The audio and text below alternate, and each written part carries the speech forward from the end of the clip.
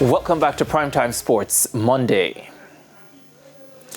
Montego United and Portmore United were left ruing calls that went against them in the first leg of their semi-final clashes in the Wray and Nephew Jamaica Premier League against defending champions Cavalier and Caribbean Cup champions Mount Pleasant respectively on Sunday night at the National Stadium. However, as Christopher Scott reports, Montego United and Mount Pleasant hold slight advantages heading into the respective return legs on Wednesday.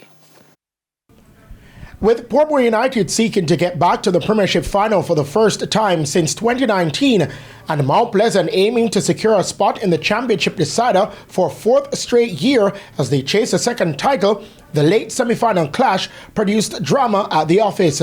The talked about moment after the game was a disallowed goal.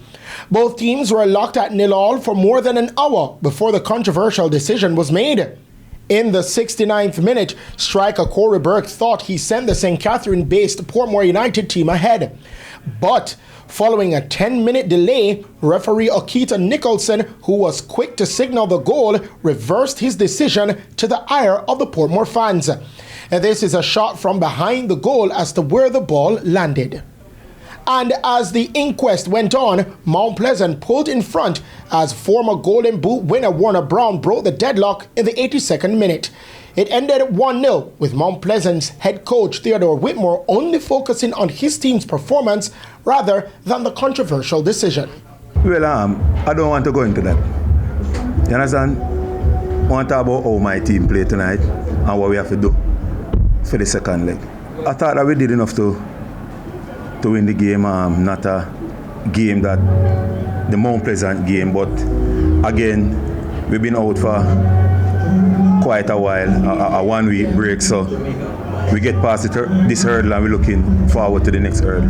For assistant coach of Portmore United, Ricardo Smith, the call is for VAR to be used at this stage of the competition. But I'm saying, in a big game like this, I've seen where VAR has been used there before or whatever. Why couldn't the federation or whoever set that up for a big game like this? Are these big games and so forth?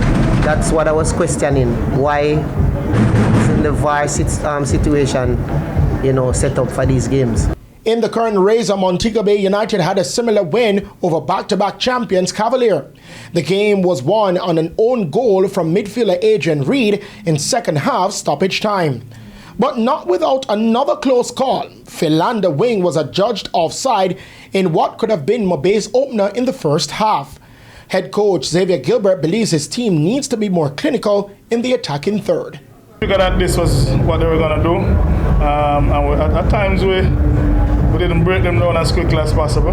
But I thought we dominated possession, created some opportunities, but our shots weren't on target and we weren't quick enough in terms of our combination plays in the final third. Assistant coach of Cavalier David Layla believed his charges played well regardless of the result. Player position bad, goal came off in, and goal. One of those days when it just go bad for that particular player.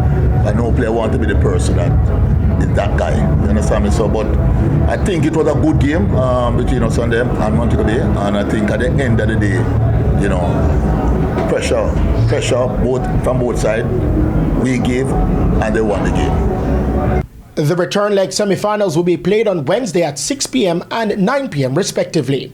Christopher Scott, TVJ Sports.